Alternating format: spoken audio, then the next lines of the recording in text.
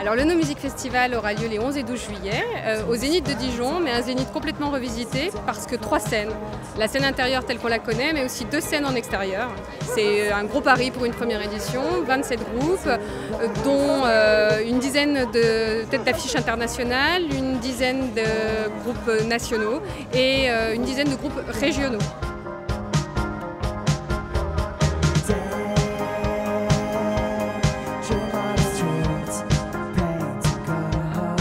Ce showcase réunit justement un peu nos deux coups de cœur, qui sont Sunless et Taldem Community, qui sont 2 groupes nationaux, dijonnais d'ailleurs. Et c'est un vrai souhait de notre part pour cette première édition de donner une véritable place à des groupes de la région de Bourgogne.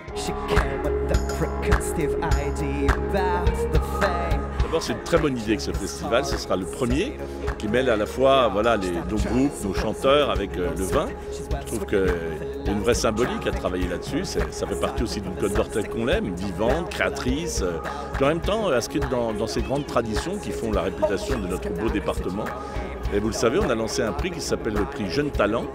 Précisément, on veut encourager les jeunes créateurs, les jeunes artistes de notre département. Vous avez entendu Sunless, et puis on va voir le coup de cœur du département 2013 qui va se produire. Donc vraiment, moi, je suis très heureux.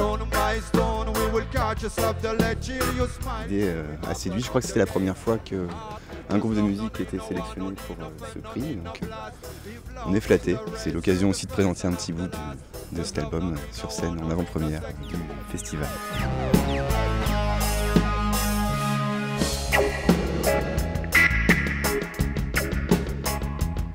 Ça peut être un bon gros événement sur la Côte d'Or et musicalement il n'y a pas des trucs énormes comme les The Rock, donc ça peut être un bon truc à développer en tout cas.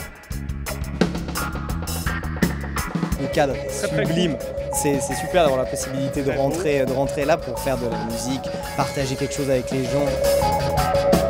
C'est une culture, le vin c'est une culture, la musique c'est une culture aussi. Donc on peut avoir la culture du vin, moi je suis fan de musique, je pense que c'est 2 choses qui vont bien ensemble. Les gens qui écoutent de la musique souvent sont des gens qui ont du goût, donc je pense que peut avoir du goût pour les bons produits et puis pour la bonne musique. La musique c'est une création, plusieurs notes sur une partition.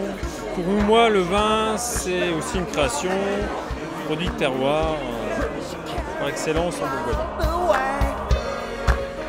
On fait des barrières avec des produits régionaux, donc on fait le pain maison, charolais pour les fermiers. Voilà, le plaisir de vivre, le plaisir de bien vivre, d'écouter les bonnes choses, de manger les bonnes choses, de vivre simplement. Et nous, on avait vraiment envie de donner cette dimension très festive et surtout très grand public, transgénérationnel autour du festival, tant au vin qu'à la musique. Dans vraiment cet esprit festif, c'est vraiment le maître mot de la manifestation.